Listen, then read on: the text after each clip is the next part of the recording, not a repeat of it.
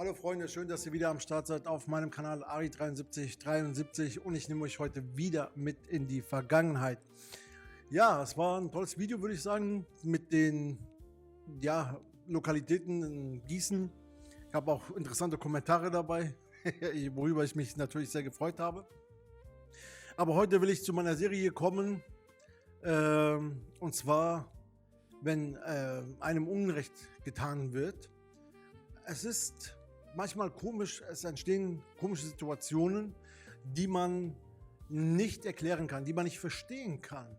Warum, wieso, weshalb? Es geht um einen Unfall letztes Jahr. Mir wurde geraten, Zeit und Datum nicht genau zu nennen, weil es um einen Polizisten geht. Ey, ist euch bewusst, wir haben den besten Polizisten mit einer einzigen Fähigkeit. Ich glaube, der einzige, der noch solche Fähigkeiten hat. Kennst du noch Policeman Speed? Nee, hieß der Speed, dieser Film, Terence Hill? Ich weiß nicht mehr, guck mal nach, sag mir mal nochmal.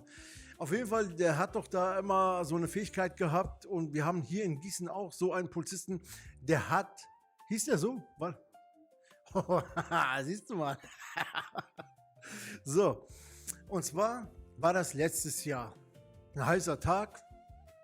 Ich hatte ein Date gehabt und wir wollten zum Mr. Jones was trinken gehen. Und nichts Ungewöhnliches. Bis jetzt, wie seht ihr, die Geschichte ziemlich langweilig. Aber ich sag euch, es lohnt sich dran zu bleiben. Weil dieser Polizist, der hat es einfach in sich. Und der ist heute noch im Dienst. Deswegen wurde mir abgeraten, viele spezielle Details zu nennen. Was ist passiert? Wir wollen dahin fahren, sind auf der Frankfurter Straße. Ich habe sie mal jetzt so provisorisch mal ein bisschen für euch aufgezeichnet. Wenn man die Frankfurter Straße rauffährt, ja, und rechts abbiegen will in die Liebigstraße, also wir haben es echt mal so provisorisch gemacht, ne? Das hier, wo bin ich da? Der pinke bin ich und der andere, das dunklere Fahrzeug, ist das gegnerische Fahrzeug. Wollen beide rechts abbiegen in die Liebigstraße. Nichts Besonderes. Für die Leute aus Gießen oder Gießen-Umgebung, auch die Marburger und Wetzlar kennen das, glaube ich, ja auch. Wir haben hier einen sehr speziellen Bahnübergang. Und bevor es zum Abbiegen gekommen ist, war die Ampel rot und das Auto vor mir. Kennt ihr diese Leute? Habt ihr bestimmt schon mal gehört, die 10-mal durchgefahren sind bei der Führerscheinprüfung, die, keine Ahnung, irgendwie es nicht hinkriegen, diese Prüfung zu bestehen. Es hat nicht immer damit zu tun, dass diese Leute zu dumm sind dafür, sondern es hat so einen psychologischen Effekt bei denen. Deswegen gibt es ja manche Fahrschulen, die sich echt extrem spezialisiert haben auf diese Fahrschulen, die so Leute, sobald die in der Prüfung sind die so nervös, dass die manchmal nicht mal mehr ihre Namen wissen in der Prüfung. Und dieser Kandidat, einer von diesen Kandidaten, stand vor mir. Es ist bergauf, er hat so eine alte Kiste, ich glaube so ein Punto war das gewesen, Fiat Punto. Und der hat mit Schaltung.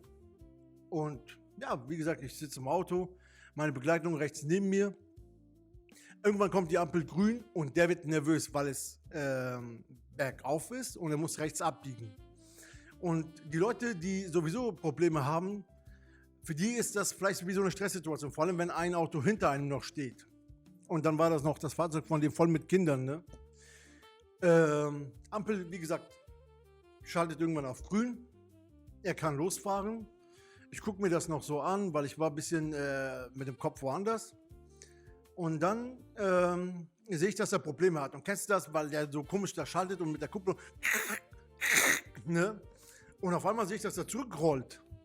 Und der Vogel kam nicht darauf, auf die Bremse einfach mal zu drücken, weißt du, und sich mal neu zu sortieren, sondern wurde nervöser. Irgendwann, ich bin genau wirklich so gewesen, irgendwann hupe ich noch so, hey, du rollst zurück, weil das schon öfters vorgekommen ist, dann hupt man und dann checkt jemand, hey, ich habe vergessen, auf die Bremse zu treten oder sonst was, ne? Und der rollt zurück, ich hupe, piep, piep, und der wurde noch nervöser.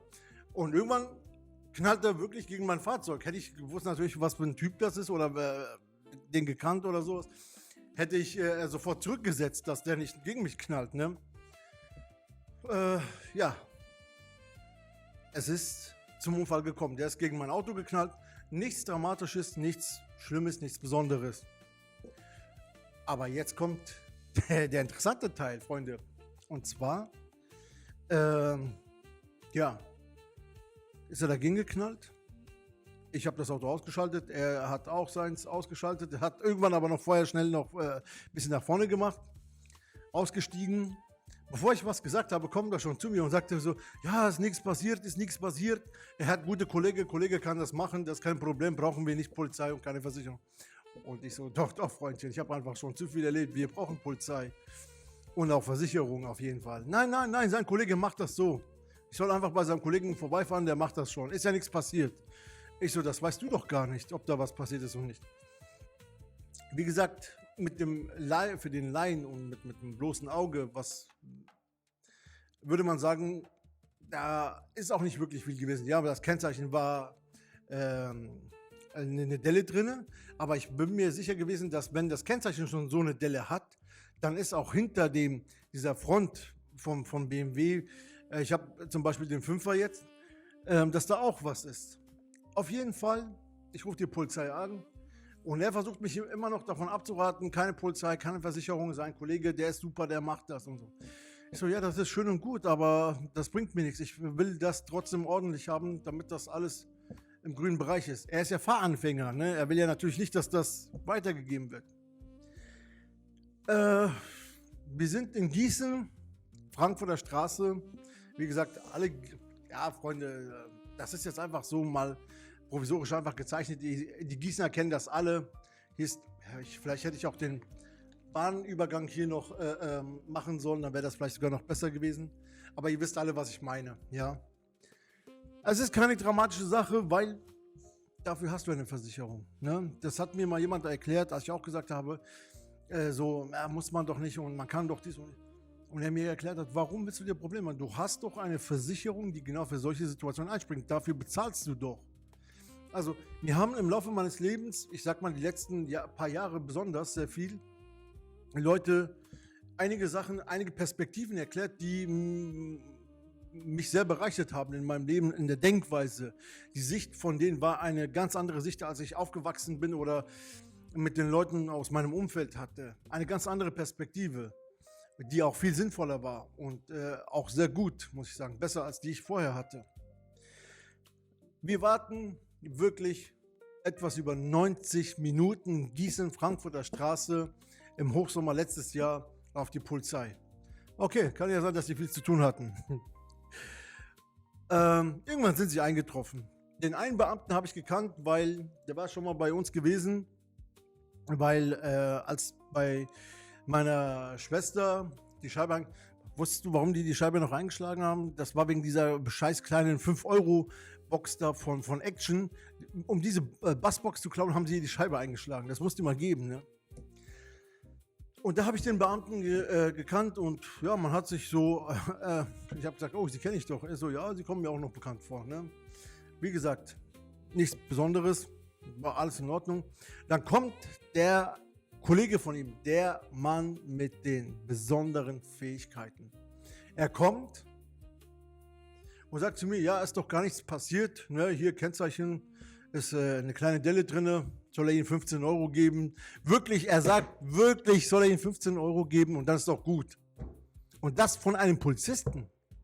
Das heißt, dieser Mann, gebt euch das mal, dieser Mann hat Fähigkeiten, die hat niemand sonst in Hessen, in Deutschland, in Europa. Der guckt sich ein Fahrzeug an und sagt, so viel ist der Schaden. Der weiß das. Natürlich, dass das totaler Quatsch ist, was er erzählt, das ist ihm in dem Moment nicht bewusst. Also, mein Kennzeichenhalter hat 25 Euro gekostet gehabt übrigens. Wir haben die ja noch gemeinsam bestellt. Und er wusste aber, dass es 15 Euro kostet und dann ist ja gut, muss man jetzt nicht großartig. So, nee, ich lasse das doch lieber mal von einem Gutachter, von einem Fachmann. Und er fühlte sich da irgendwie beleidigt, so als würde ich seine Fachkompetenz in Frage stellen. Ne? Wie kannst du es wagen, einem Gießener Polizeibeamten seine Kompetenz in Frage zu stellen? Ja, ich mache das und mache das auch. Lasst euch nichts sagen. Lasst das lieber von einem Fachmann richtig gucken. Der Schaden war am nächsten Tag, nachdem das alles erledigt war, Am nächsten Tag habe ich einen Gutachter angerufen, der ist gekommen. Der Schaden, der Polizist mit diesen besonderen Fähigkeiten, mit diesen außergewöhnlichen Fähigkeiten. Ich frage mich, was für Augen der haben muss, dass der das wirklich sehen kann. Ich meine, dieser Mann verdient doch eine eigene Sendung bei X-Factor. Gibt es die überhaupt?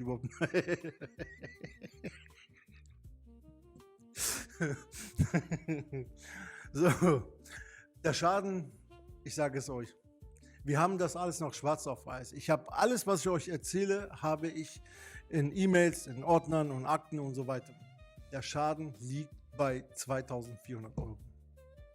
2.400 Euro, weil fragt mich jetzt nicht, die haben mir das mal gesagt, sowohl der Gutachter als auch der aus Wetzlar, der andere Gutachter, der Cousin von mir, hat mir das Gleiche erzählt. Ich wusste, hat nicht gedacht, dass der so Ahnung davon hat, aber hat mir das Gleiche gesagt, was da wirklich passiert. Und zwar ist hinter der Front nochmal so irgend so ein Teil, was man nur sehen kann, wenn man die Front aufmacht, und das war eingedrückt. Das ist der Schaden gewesen. Aber nicht für den Polizisten. Der war sich seiner Sache sicher. 15 Euro und gut ist, ne? Alter, das denkst du, wenn du vom Urlaub kommen würdest, denkst du, das hörst du vielleicht mal. Ich will jetzt keine Länder nennen, ihr könnt euch selber ein paar aussuchen, dass die Polizisten in irgendwelchen Ländern so diese Sprüche rauslassen. Aber nein, hier, und das war auch noch ein Deutscher, ne? Das war so ein richtiger deutscher Polizist auch noch. Ich habe vergessen, ich habe jetzt ein bisschen zu weit vorgespoilert. Ich habe danach noch, als der Super Policeman weggegangen ist, den Kollegen von ihm noch, also den ich schon mal hatte, gefragt, was ist denn mit deinem Kollegen los? Ne? Hat der besondere Fähigkeiten, von denen keiner was weiß? Ja, hat er gemeint, das frage ich mich gerade auch. Ich war mal am Berliner Platz bei der Polizei gewesen, wegen einem anderen Fall. Und da habe ich mit dem Polizisten ein bisschen gequatscht und habe dem die Story erzählt. Und selbst der konnte das nicht glauben. Nein, das kann nicht sein. Nein, das wird kein Kollege machen. Ich so, ja doch, Mann, natürlich ist es so gewesen. Sagt er, nein, das kann nicht sein. Ich denke so, Alter, soll ich dir jetzt genau Datum und Zeit sagen? Soll ich dir die Aktennummer genau geben, dass du mal guckst, wer diese Kollegen waren? Der wollte das nicht glauben. Als ich dann irgendwann, als er gemerkt hat, ich meine das wirklich ernst, hat er dann wirklich gecheckt, dass es solche Kollegen unter denen gibt. Naja, kommen wir mal wieder zur Geschichte zurück. Der Schaden war 2.400 Euro. Die Versicherung von ihm hat mir aber nur nach einem Jahr, das ist so, Freunde, ich will mal ein Video irgendwann mal rausbringen, wovor ich in Gießen am meisten Angst habe. Aber das ist ein spezielles Video, da will ich das jetzt nicht verraten. Ein Jahr warte ich auf die Kohle von einem Fall, wo mir jemand reinfährt, ja. Und es kam, ich habe ein bisschen zu weit gespoilt. Weißt du, aus der Kneipe, da kommen da Leute rausgebrüllt, ey, wie tief musst du sinken? Wie tief muss man sinken, wenn du dich in einem Fall aufdringlich reinzwingst und noch von der Polizei als Zeuge abgewiesen wirst? Ich meine, seine Eltern müssen sich doch heute noch für den schämen, ne? Kommen so ein paar Besoffene raus, also einer ganz besonders, das war vorsätzlich, wollte er sagen, aber vorsichtig, das war vorsichtig. Nicht vorsichtig, sondern vorsätzlich. Also ich hätte das mit Absicht gemacht, dass ich aus irgendeinem Grund irgendwie dem Bescheid gesagt hätte, er soll mir reinfahren. Ich glaube, der war noch so in den 90er Jahren, wo diese Betrugsmasche war, wo viele sich so gegenseitig reingefahren sind, bis das irgendwann abgeschafft worden ist. Und das von einem Besoffenen, der aus der Kneipe rauskommt, ne? Und der von der Polizei als Zeuge dann auch noch abgelehnt worden ist. Müsst ihr mal sehen, ey, stellt euch das mal vor, wie tief da manche Menschen wohl gesunken sein müssen. Nun gut, kommen wir mal zu dem Kollegen. Seine Versicherung hat dann nach einem Jahr 1.600 bezahlt. Ich weiß nicht warum. Die Gießener Justiz ist einfach die miserabelste, die ich in Deutschland gesehen habe. Von da, wo ich gelebt habe und alles erlebt habe und gesehen habe, ist Gießens Justiz einfach die miserabelste, das ist die beschissenste überhaupt. Gut, 1.600 haben die gegeben. Ich habe gesagt, warum 1.600? Der Schaden ist doch bei 2,4. Ja, so und so, aus dem und dem Grund. Ich habe dann geklagt. Und dann haben die irgendwann sich darauf geeinigt, so hier 400 geben die noch und dann ist auch gut, ne? Habe ich gesagt, in Ordnung, komm, das ist jetzt schon ein Jahr und ein paar Monate, sage ich mal, den Zeitraum will ich jetzt nicht genau nennen. kommen, damit das endlich weg ist. Ne? Also, abgesehen davon, dass man so lange auf sein Recht warten muss. Ne? Wenn ich eine Rechnung bekomme, ich habe letztens einen Strafzettel bekommen, ich habe weil ich geblitzt worden bin, 2 Wochen habe ich Frist, dann muss ich das bezahlt haben. Fertig. Ja. Gut. Habe ich gesagt, in Ordnung, die 400 nehm ich dann und dann sind wir bei 2000 Euro. Immer noch besser als die 15 Euro, die mir da nahegelegt worden sind. Und ja, auf die 400 warte ich jetzt seit, wann war ich das letzte Mal in Würzburg gewesen? War das im April gewesen, gell? April, Mitte, Ende April, sowas um den Dreh. Wir haben jetzt, also der April war dann rum gewesen, der Mai war rum gewesen, der Juni war rum gewesen und der Juli neigt sich dem Ende, dass ich 4 Monate auf diese scheiß 400 war. Also 1,5 Jahre fast zu warten, dass dir jemand reinfährt, dass er, also erst hat er es noch bestritten gehabt, ne? Ich habe immer eine Dashcam drin. Die Leute stehen einfach nicht dazu, wenn sie jemandem Schaden zufügen, erstmal immer, ne? Erstmal wie der andere Kollege, der da über die durchgezogene Linie fährt, mir seitlich reinfährt, weißt du, da Marburger Straße und dann erstmal kommt und sagt, ja, du bist aber auch schuld, du bist auch schuld. Und ich sage so, ja, ist kein Problem, wir haben da Kamera, ach so, scheiße. Scheiße, ja. Ja, könnt ihr mal sehen. Also, habt immer eine Dashcam drin. Es geht nur noch heute darum. Es gibt keine Menschen, die einen Fehler machen und sagen, hier, ich habe jemandem Schaden zugefügt und der hat einen Schaden, also einen materiellen Schaden von mir. Ich muss dafür gerade stehen. Nein, es wird gelogen, was das Zeug hält. Und verlasst euch auch nicht auf die Polizei. Habt immer eine Dashcam dabei. Ich kann es echt jedem nur raten. Ob ihr jemanden Schaden zugefügt habt, dass die nicht sagen können, die Sache größer machen können, als sie ist. Ihr seid einfach auf der sicheren Seite mit einer Dashcam. Nur Dashcams. Ja? Also ich bin aus allen Wolken gefallen. Als ich da gesehen habe, dass ich den besten Polizist der Welt vor mir habe, du musst mal vorstellen, der könnte alle Gutachter arbeitslos machen. Alle. Der könnte doch alle Fahrzeuge, sagen wir mal, nehmen wir mal einfach mal 3 Bundesländer, Hessen, Nordrhein-Westfalen und Thüringen. Der geht doch nur einfach vorbei und sieht 1200. Ja, 600. Nee, machen wir 550. 300. Das sind ja noch recht hohe Beträge, weil er setzt ja ein bisschen weniger an. Ja, Freunde, wie gesagt, ich warte immer noch da drauf. Ich frage meinen Rechtsbeistand, ja, wann kommt das denn? Ja, wird mir nur gesagt, ja, die müssen mal gucken, wann die bezahlen. Also hoffen, dass die irgendwann so nett und freundlich sind, mir mein Recht zu geben. Aber viel schlimmer wäre gewesen, wenn ihr keinen Dashcam hättet. Der Polizist war einfach unglaublich. Lieber Herr, ich weiß nicht, was für ein Dienstgrad der hat, Kommissar, nee, Kommissar ist er bestimmt nicht. Lieber Herr Wachmeister kann man auch nicht sagen. Lieber Herr Beamter, wenn Sie das Video sehen, Sie lagen mit Ihren 15 Euro sehr weit daneben. Sehr, sehr, sehr, sehr weit. Der Schaden war bei 2,4 gewesen. In Zukunft einfach mal es sein lassen, einen auf Gutachter zu machen. So, Freunde, viel Spaß dabei beim Zuschauen. Ich hoffe, es hat euch gefallen. Nochmal, bringt euch auf die sichere Seite. Habt immer eine Dashcam drin. Ihr seid immer auf der... Zeugen sagen nicht die Wahrheit, Leute verarschen, lügen, betrügen, was das Zeug hält. Auch die Polizisten sind nicht alle, versteht mich nicht falsch. Es gibt auch sehr viele Polizisten, die ihre Arbeit einfach ordnungsgemäß machen und in Ordnung sind. Ne? Habe ich euch auch ganz viele Beispiele dazu genannt, in Stuttgart und so weiter und so fort. Ja. Sichert euch einfach ab, ein Beweismaterial bringt mehr als alle Zeugen, die was da labern. Bringt euch einfach in Sicherheit. Viel Spaß auf meinem Kanal. Bis zum nächsten Video. Wir ziehen das nächste gleich durch.